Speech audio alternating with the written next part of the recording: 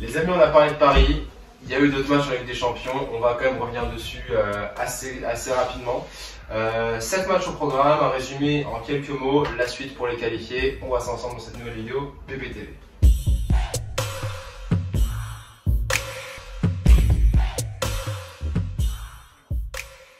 Les amis, on va commencer en parlant, pour parler des autres matchs, on va commencer par Lille-Chelsea. On va faire un peu de chauvin, on va parler français. Lille-Chelsea, donc match aller 2-0 pour Chelsea. Chelsea clairement au-dessus, on en avait parlé dans notre vidéo précédente. Les Lillois ont cru à l'exploit, ils y étaient pas loin. Score final 2-1 pour Chelsea sur le match retour qui s'était déroulé à Lille. Les Lillois, ils ont ouvert le score sur un penalty de Burak Yilmaz. Puis après, il y a eu une erreur en toute fin de première mi-temps qui a coûté un but de Pulisic. Et puis Azpilicueta qui les aura tués plus tard dans le match. Qu'est-ce que vous avez pensé de cette opposition? Je commence par toi, Fabio. Bah, qu'est-ce qu'on en a pensé par rapport à l'aller? Je trouve qu'il n'y a pas eu de. Bah, c'était prévisible, il n'y a pas eu de surprise. Hein. Pour moi, Chelsea, ils ont assez géré leur sujet. Lille, ils ont pas. Non, je suis mitigé, je te laisse finir, je vais rebondir. Après, voilà, pour moi, il n'y a pas trop eu de surprise. Chelsea, c'est pareil qu'ils ont été vraiment mis en danger tout le match. Il y a eu des occasions lilloises, mais ils n'ont pas forcément été mis en danger. Après, honnêtement, j'ai pas forcément plus de choses à dire sur le match parce que c'est une physionomie de match et un score au final qui est assez logique, donc pas grand chose à dire. Score logique, qualification de Chelsea logique. Mais sur le dernier match, franchement, je trouvais que Lille a fait un bon match. Je suis d'accord. Et franchement, s'ils égalisent pas Chelsea, ils peuvent se faire peur. Hein. Ouais. Je pense que s'ils égalisent pas, s'ils mettent pas but avant la mi-temps, tu veux dire. S'ils égalisent pas, franchement, je pense que Lille peut pousser et peut marquer son deuxième but, tu vois. Ça n'a pas été le cas, mais ça n'a pas été la surdomination qu'on a eue dans le premier match. En plus, ils auraient pu égaliser Lille. Je me rappelle d'une tête de Cheka qui s'écrase sur le poteau. C'est le poteau qui revient, c'est vraiment horrible. Tu sais, moi je vois l'action, je pense qu'il y a but, tu vois. Moi aussi, je crois que ça rentre, mais pas que ça ressort. Mais il est vraiment crucifié, il est comme ça. Le ballon était en train d'entrer et ça s'est joué à ça. Par contre, le deuxième but, moi j'ai bien aimé de Chelsea, le but de Pulisic. Ouais, non, c'est le premier but de Pulisic, je crois. Parce que le deuxième, c'est Azpilicueta. Le deuxième, Azpilicueta, il est. Alors non, c'est le premier de Pulisic, ouais, autant pour moi, oui. Moi je trouve le premier, il est pas. Alors celui qui fait la passe, c'est pas Havertz. À Pulisic? Ouais, non, je crois. Ah, si, c'est peut-être. Je crois que c'est Havertz qui fait une super passe, ouais, Pulisic il la croise parfaitement. Non, mais il y avait une faille, ils l'ont exploité comme des pros. Et moi j'ai bien aimé. Et le deuxième, c'était Azpilicueta tout seul. Gros match d'Azpilicueta. Défensivement et offensivement. Azpilicueta. Moi, je suis pas un fan globalement d'Azpilicueta. Et je trouve même qu'offensivement, je le trouve un peu éclaté. Et honnêtement, honnêtement, je le trouve offensivement, je trouve qu'il apporte. Il apporte parce qu'il n'est pas là à l'équipe pour rien. Mais c'est vraiment pas un joueur qui me fait kiffer quoi. Après, Azpilicueta il joue dans une défense à 3 quand même avec Tourelle. Oui. Donc, tu vois, surtout que c'est un ancien latéral droit, faut pas oublier. Bah, justement, c'est quand il est à droite que. Parce que des fois il joue à droite aussi. Ouais. Après, il a aussi combien? Il a 32, 33 ans. Azpilicueta, il a plus la santé d'avant non plus, je pense, pour faire des montées folles ou des courses folles sur son côté droit. Donc, même de l'autre côté, Marcos Alonso, il doit pas être tout jeune. Non, 30 ans justement. J'ai regardé son âge il y a pas longtemps, 30 ans. D'ailleurs, qui est sur le départ cet été, mais. Là, on va voir ce qu'il en est. Ouais. Bon, en tout cas, bravo Lillois quand même pour le match retour que vous avez fait. C'était une belle performance. Moi, j'ai passé un bon match. Et puis la suite pour Chelsea, on l'a dit dans une autre vidéo, c'est le Real Madrid. Qu'est-ce que vous en pensez de cette opposition Chelsea-Real Alors pour moi, c'est le plus gros match, clairement. Y a rien à dire. C'est le plus gros match sur le papier. Honnêtement, en vrai de vrai, je vois comme une. J'ai vu une qualification de Chelsea, clairement. Je vais peut-être loin en besogne, mais après ça peut changer tout. Mais Chelsea, c'est une équipe qui aime avoir la possession, même si elle n'est pas en forme de ouf en ce moment. En plus, il y a plein de trucs qui se passent autour du club. Mais le Real, ils vont faire un core bloc bas, je le sens gros comme une patate, c'est ça qu'on dit? Une baraque. Une baraque, voilà, une baraque. Toi, Fabio, apparemment, t'as pas fini. Non, bah c'est tout. Ouais, moi c'est un peu dans le même contexte que Yanis. Après, voilà, faut pas oublier quand même que pour moi le Real contre le PSG c'était pas forcément la référence du vrai Real. Et que étant donné que Chelsea seront pas autant dominateurs que le PSG, je pense, pour moi, ça peut être un beau match, une belle confrontation. Après, pour moi, c'est vraiment 50-50. Je vois pas plus l'une équipe que l'autre parce que c'est deux styles différents. Le Real, ils peuvent aussi être galvanisés par la qualification, parce que ça, on sait pas, hein, mais peut-être que la qualification mentalement, ça joue. Donc honnêtement, pour moi, c'est vraiment 50-50. Et comme il a dit Yannick, je pense que c'est le plus gros choc des quarts de finale en tout cas. Enfin, le match le plus intéressant à regarder pour moi, sur le papier en tout cas. Complètement d'accord avec vous, je vais pas vous paraphraser pour rien. Mais ouais, attention aux oppositions, il n'y a pas se tromper de ce qu'on a vu en 8ème. On n'a pas vu, comme tu l'as dit, ce vrai Real en 8ème. Même Chelsea, ils se sont fait peur parce qu'ils étaient à Lille et tout, mais normalement ils auraient peut-être mieux contrôlé le truc avec le truc autour aussi. Mais ouais, 50-50 et grosse opposition. On va passer à la suivante. On va parler d'un autre match, Manchester United qui recevait l'Atlético. Un partout au match aller, pardon. Ouais. United en fin de match au match aller, donc franchement ils ont bien fait de le mettre celui-là à la fin. Match retour, qualification de l'Atlético, 1-0 pour les Colchoneros. Et Cristiano Ronaldo et Lionel Messi sont éliminés des 8ème de finale de Ligue des Champions. Je vais commencer par toi. Comme l'année dernière. Ouais, comme l'année dernière. Je commence par moi, tu commences par moi, tu peux commencer par moi. Simeone, on t'aime. Mais ton jeu il est dégueulasse. Il fait gagner peut-être. Mais il est revenu sur quelque chose, ça faisait peut-être même depuis l'année dernière qu'il avait plus de mal à construire. L'année dernière il était même plus alléchant son jeu à Simeone. Cette année ça a été plus compliqué mais il se sont retrouvés. Simeone il a dit ok, moi ce qui marche en équipe c'est le bus, ça presse pas, ça presse que quand il faut, ça presse pas sinon. Et encore le bus, excusez-moi de couper, mais le bus qui prend l'eau. Parce que cette année, l'Atlético, je me dis qu'ils ont pris beaucoup de buts par rapport aux années précédentes. Un bus qui prend un peu l'eau. Justement parce que depuis le début de saison, ils se découvraient plus. Sur l'exemple de la saison dernière où ils prennent la Liga quand même, donc ils découvraient quand même beaucoup plus. Voilà, il s'est dit j'assure, je sais que je vais marquer, bloc bas, Griezmann qui recommence à retrouver des couleurs avec cette équipe et avec ce style de jeu, comme quoi Deschamps Simeone avec Griezmann c'est parfait quoi. Et puis ouais, qualification, je trouve que le match, moi j'aime bien les matchs comme ça. Alors la deuxième mi-temps pas trop, mais la première mi-temps j'aime bien les matchs, vous savez, avec du turnover. Claque de balle, moi j'aime bien quand les passes elles sont dans les choux et que ça repart direct sur une compte. J'aime bien les matchs comme ça, donc première mi-temps je me suis plutôt amusé. Et puis j'ai bien kiffé le centre de Griezmann là, pied droit. Il était incroyable. C'est franchement. J'ai même trouvé un Lodi qui a inscrit le but pour les Colchoneros. Pareil, moi j'étais devant le match et franchement je me suis régalé, je trouvais que c'était un bon match. Mais bon, le jeu de Simeone on peut le critiquer, mais en attendant il fait gagner je trouve. Un truc que je vais souligner, malheureusement, c'est le match de Cristiano. Je l'ai trouvé vraiment pas bon quoi. Je vais pas sortir de moi trop ouf, mais il était vraiment pas bon. La stat est tombée, il a touché 0 ballon dans la surface adverse. Ça c'est terrible quand même. 0 pour un joueur comme lui, Cristiano Ronaldo en tant que numéro 9. 0 ballon, donc Renan Lodi a touché plus de ballons dans la surface. C'est incroyable. Il marque un but de but aussi. Après, oui voilà. Après, Cristiano Ronaldo, on le sait, il va faire 46 milliards d'appels par possession. Il a pas été servi, mais parce que parfois c'est pas le jeu en fait. Genre United, je suis sûr que tu regardes les tirs, les positions, ils l'ont au-dessus. Mais ils ont eu plein d'autres occasions avec d'autres joueurs que Cristiano. Cristiano il a pas su se montrer. Donc après peut-être c'est le coach qui l'a mal placé, le problème ça on sait pas.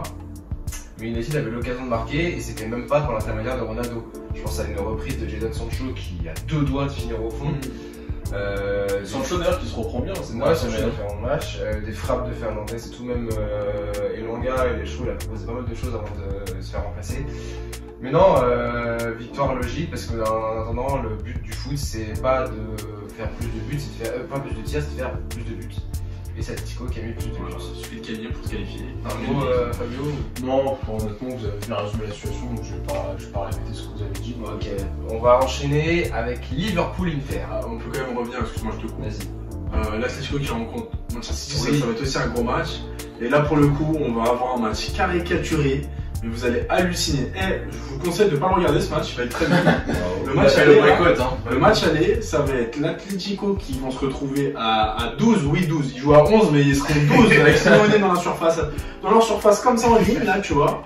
Et City qui vont faire que de garder la balle, qui vont essayer de... City qui est une super équipe hein, mais qui, tu vois, il y a vraiment la dépossession d'un côté et la possession de l'autre, ça va être...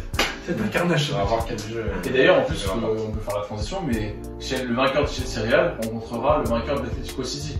Donc on peut avoir un choc madrilène en demi-finale. Ouais. Ou un choc. Anglais.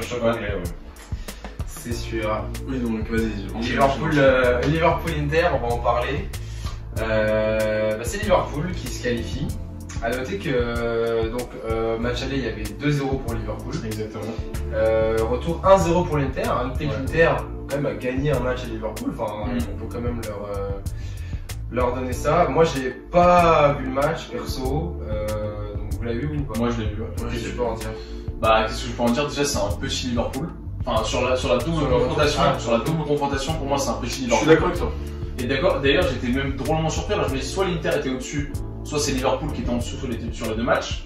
Mais bon, comme il y a quand même 3 semaines d'intervalle sur les deux matchs, j'ai plus l'intention de croire que l'Inter est au-dessus. Vraiment, Brozovic, c'était la copie parfaite comme au match aller. Vraiment, elle était incroyable. Lautaro, qu'on a beaucoup plus vu par rapport au match aller. Puis quel Leader, qui met un but incroyable. j'ai vu. J'aime bien les buts comme ça. Pareil, à Liverpool, il n'y a personne qui m'a marqué. Genre, on vante beaucoup Alexander-Arnold, Robertson, etc. Mais pour moi, sur la double confrontation, ils étaient presque absents pour moi. C'est-à-dire qu'ils ne créaient pas. Alors que justement, c'était peut-être ça le mal de Liverpool aussi. C'est le fait que les deux latéraux très offensifs étaient absents, pour moi. Et qui a créé aussi le fait que l'Inter, d'ailleurs, Alexander-Arnold, défensivement, c'était très fébrile. Au match retour, l'Inter, s'ils avaient des ailiers un peu plus percutants, ils auraient pu en mettre au moins 2 ou 3 de plus. Vraiment, donc. Après, voilà, dommage pour l'Inter. J'avais dit quand même dans notre ancienne vidéo que l'Inter allait gagner. Je voyais l'Inter gagner en Anfield, mais ne pas se qualifier. Ils ont gagné, ils ne se sont pas qualifiés, dommage vraiment. Mais en tout cas, Liverpool qui affronte du coup Benfica, si je dis pas de bêtises, en tirage favorable, mais en tout cas. Benfica, ils sont là, ils ont mérité d'être là. Après, sur Benfica, tu veux rajouter quelque chose sur Liverpool? Ouais, je vais rajouter quelque chose. L'Inter, ils se prennent. Comment ça s'appelle? Sanchez ne se prend pas le rouge, l'Inter. Ah oui, le rouge. Il se qualifie, je suis persuadé. Il est un peu démérité le rouge. Il est sévère. Parce que. Je suis pas d'accord du tout. Non. Il fait une première semaine au niveau du tibia, déjà de retomber direct. Non, la première semaine, il n'a pas été sanctionné. Le premier jaune qu'il prend, c'est pour réclamation. Ah, et le deuxième jaune qu'il prend, c'est parce que c'est un tacle non maîtrisé. Mais le premier jaune, tu vois. Il met les crampons ici quand même. Il met les crampons bien ici. Mais voilà. Non, mais après, si on regarde bien le ralenti, il plonge et tu vois à un moment donné qu'il rentre son genou quand même. Donc c'est pas qu'il plonge vraiment en se lâchant, il rentre un peu son genou. Après, il faut que le joueur tacle dangereux, donc deuxième carton jaune. Mais moi je trouve ça un peu bête parce que tu prends un premier carton jaune sur une réclamation en plus de ça. Ça a été un tournant un peu sa sortie ou pas à Sanchez? Clairement. Ça a été un Inter pour moi. Ah ouais, clairement. On était à l'Inter, ils pouvaient plus rien faire en fait. Ils avaient pas essayé de presser, ils donner à fond. Ils n'y arrivaient plus puisqu'ils avaient un jour de moins. Bon, ouais, voilà. Dommage pour l'Inter. On va enchaîner. Oui, vous avez vu Liverpool-Inter parce que moi j'étais devant Bayern-Salzbourg. Exactement. Là, regardez cette boucherie. Donc, un partout à Salzbourg. Le retour, je me rappelle 7-1, je crois. 7-1, donc. Moi, partie du club des 7 ou des 8. Moi, c'est Thomas Müller qui fait partie du club des 7. Je sais pas si vous avez la stat, c'est incroyable. De quoi la stat? Il était présent sur toutes les grosses fessées, que ce soit au Bayern ou avec l'Allemagne. Non, mais le 7-1 contre le Brésil, le 8-2 contre le Barça, le 7-1 contre Salzbourg, ça fait un peu beaucoup. Non, le deuxième match, une correction en règle. Je me rappelle le mood de la fin du premier match. Attention, partout, tu parles. Le nombre de personnes. Première mi-temps 4-0, Lewandowski 3 buts en 23 minutes, je crois. Ouais, exactement. C'est le triplé le plus rapide de l'histoire de la Ligue des Champions. Et encore, le triplé il est en 23 minutes, mais les 10 buts en eux-mêmes sont à 10 minutes. Ouais, parce que exactement. Bon, 2 pénaltys aussi. Ah, les pénaltys, faut les mettre. Faut les mettre, toujours plus facile de mettre un pénalty. Non, faut les mettre dans la surface.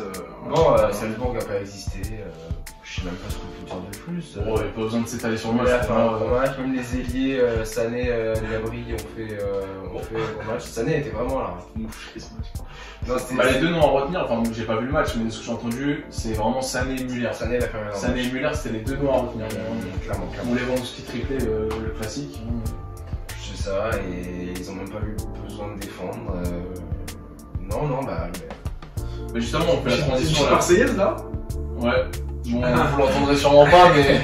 Tu disais. Mais d'ailleurs, justement, la bonne transition, c'est que le Bayern affronte qui? Villarreal en quart de finale, et Villarreal qui sort la Juve. J'ai vu le match. Très honnêtement, 3 Juves compliqués. 3-0, Villarreal à Turin. Exactement. Mais j'ai pas de honte à le dire, hein. La Juve, je sais pas si c'est supporter turinois, si vous les supportez, vous n'aimez pas le foot, à mon avis. Hein. Alors, non, mais je le dis, je vais lancer la chaîne de la nuance. C'est pas parce que je suis. Un partout au match aller et 3-0, j'ai pas vu le match, tu l'as vu? Ouais, alors la Juve, enfin je vais pas dire impressionnante, mais sur la première mi-temps très en jambes, avec des occasions, deuxième mi-temps éteinte. Ah ouais? Éteinte. Il y a eu des changements, des trucs qui ont... Absolument pas, c'est que en fait je pense que la mi-temps a juste cassé la dynamique, et sont revenus, c'était la passe à 10 autour du bloc de Villarreal. Mais personne, Arthur, vraiment, il est surcoté ce joueur. Hein. Ah oui, non, mais c'est longtemps que je le dis moi. Non, mais sûr, c'est que quand la Juve, ils pensaient avoir fait une affaire en lâchant Pjanic pour prendre Arthur, je sais pas à quel moment ils ont fait une affaire. Hein. Attends, il faut voir la carte d'Arthur sur FIFA. C'est un titulaire. En fait, on dirait qu'il porte sa famille dans son dos quand il est lent. Non, et puis en plus, il y a aucun jeu en profondeur, il n'y a aucune transition. C'était on passe à gauche, on reçoit la balle, on passe à droite, on passe à gauche. Et même d'ailleurs, Evra qui a énormément critiqué la Juve, et principalement Arthur. Hein. Parce qu'il a dit que la Juve qui est habituée à avoir des milieux comme Pirlo, Marquisio, Pogba. Evra qui est réputé pour avoir un avis très nuancé.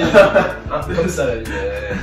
Non, mais ce que je veux dire, c'est que, moi je trouve la Juve, après le 3-0 est peut-être sévère, mais je pense que c'est une bonne claque parce que faut que la Juve parte d'autres choses, quoi. Allegri, ça produit pas le jeu, il y a des joueurs très moyens qui sont titulaires. Bah après la Juve, c'est un peu compliqué parce qu'Allegri il vient quand même d'arriver, de re-arriver. Ouais, il est re-arrivé. Après la Juve, moi je trouve que c'est dur parce qu'ils perdent quand même Chiesa sur les croisés. Chiesa qui franchement, moi je trouve c'est le seul qui rajoute un petit dans une supplément avec Quadrado. Hein. Parce que Quadrado, encore une fois, du haut de ses 32 ans, il a fait encore un match incroyable. Hein. Il y a aussi Dybala. Dybala, là sa carrière elle est en train de prendre une tournure un peu dégueu. Donc t'imagines si t'avais un Dybala en forme et un Chiesa qui était sur les jambes. Sur ses jambes, t'avais peut-être un autre match complètement différent. Donc c'est un peu dur pour la Juve, mais Villarreal, c'est franchement la victoire du Unai Emery. Hein. Unai Emery qui est le king de la Ligue Europa. Là, il est en quart de finale de LDC. Donc on a dit contre qui? Le Bayern. Donc il s'arrêtera en quart. On va voir ce que ça donne. C'est dommage, mais c'est dur. Moi, je conclurai en disant que c'est dur pour la Juve et c'est une belle victoire pour Villarreal et Emery. T'as un truc à rajouter? On se fait froisser contre le Bayern. Merci, on passe donc j'ai Villarreal, Ajax Benfica. Alors, là c'est toi qui... Grosse surprise. C'est toi qui vas dire. J'ai pas vu le match. Ah t'as pas vu? Non, je vous le dis, j'ai pas vu le match. On rappelle 2-2 matchs aller. Ouais, et victoire 1-0 de Benfica au match retour. Ouais. Alors j'ai vu le grand format, parce que Beansport a fait un grand format, donc j'ai eu l'occasion de voir le grand format.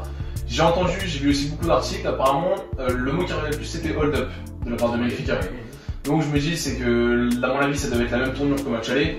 Au match aller on rappelle quand même l'Ajax qui était pour moi au-dessus, tactiquement comme techniquement. Benfica qui arrache le 2-2, je vais pas dire miraculeusement mais c'est bien payé pour Benfica. Et là il gagne 1-0 après Benfica sont tombés contre Liverpool, on le disait tout à l'heure. Après il y a pas eu encore Liverpool, donc je dis pas que Benfica a sa chance, mais en Ligue des Champions sur 2 matchs on sait jamais ce qui peut se passer. Hein. Non c'est sûr aussi. Mais bon, la belle épopée de l'Ajax, comme l'Ajax qui a une belle équipe d'ailleurs, qui je pense c'était. Je m'attendais à. C'est ça. Je m'attendais à mieux de l'Ajax, Et comme quoi, ça sert à rien de partir en trombe sur les matchs de poule, on s'en fout. Le but c'est de gagner les matchs à élimination directe. Combien de buts il aura mis à l'heure là? Il a 9 buts. Ouais, il a 10 buts. 10 buts. En tout, je crois, 10 buts. Ah, au total, alors peut-être 10 buts. Il a mis un contre son camp match là. 11 alors. Ah, oui. 10, 11 ans. Non, bravo Benfica. Mais en tout cas, ouais, l'Ajax à suivre parce que bon, le mercato c'est dans quelques mois, mais. Goût amer un peu là pour l'Ajax cette sortie quand même. Goût amer, mais d'un autre côté, voilà, les directeurs sportifs, le président, ils ont pas l'ambition de gagner la Ligue des Champions, donc pour eux sortir en 8ème. Je sais pas, ouais, voilà. Au moins leurs joueurs, ils ont eu une belle pub. Ouais, exactement. Tac, les chèques qui vont arriver, ils sont contents. À l'heure, bam, ils l'ont acheté que dalle à West Ham, ils vont revendre. À l'heure, il a annoncé d'ailleurs à l'Inter, hein. L'Inter qui suit à l'heure parce que ça parle d'un remplacement éventuellement. Beau choix de carrière d'ailleurs de Haller. Il était à West Ham, je me souviens, j'avais suivi vite fait quand il était à West Ham. Il était pas mal, hein, à West Ham. Mais sur la fin, non. Si on se base quand même sur les buts, le nombre de buts marqués, c'était très faible, hein, quand même. Ouais, combien de buts? Je crois que ça devait être moins de 10 buts sur 35-40 matchs. Il a quand même resté que 1 an et demi, il a resté à West Ham que 1 an et demi. Hein.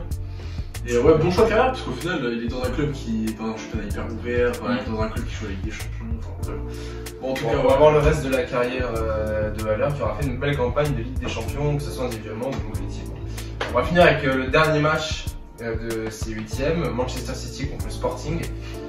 Alors, City aura fait le spectacle au Portugal. Ils ont fait 0-0 au match retour à Manchester. Si je dis pas de bêtises, c'était à Manchester. Ouais, c'est ça. Ils ont mis 5-0 au Portugal. Donc ils régalent les C'est Portugais, les les Anglais, Parce qu'il y a toujours plus d'ambiance à l'extérieur que chez eux. Donc,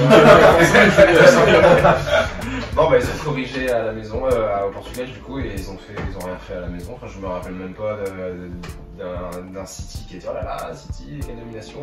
Non, justement, apparemment le Sporting a très bien compris City, justement. C'est ce que j'ai entendu aussi. Bon, non, voilà, pareil, pas de surprise. Des matchs comme ça, moi 0-0, même pas ça. Bah après, déjà, quand il y a eu 5-0 à l'aller, c'est compliqué de regarder le match retour aussi, tu C'est vois. ça, qu'à un moment tu te dis, c'est sûr, il va y avoir des buts, comme on va le dire. On est Marseillais en boucle, hein, d'ailleurs, je tiens mal précisé, on est Marseillais en Non, boucle. je sais pas ce qui se passe, mais. Voilà, City qui tombe contre l'Atlético, on l'a dit, ne regardez pas ce match si vous êtes feliz. L'e-sport, surtout, ne prenez pas ça comme du boycott, hein. Si vous pouvez être sponsor d'ailleurs. Hein. Non, voilà, on a fait le tour. Donc, un abonnement. Ça serait plaisir. Gratuit. On a fait le tour en tout cas sur ces autres matchs, fallait qu'on les aborde un petit peu quand même, on n'avait pas parlé que de PSG Real. Merci à tous de nous avoir écoutés et on se retrouve sur une prochaine vidéo sur PPTV. Ciao. Ciao, On ciao. va bien.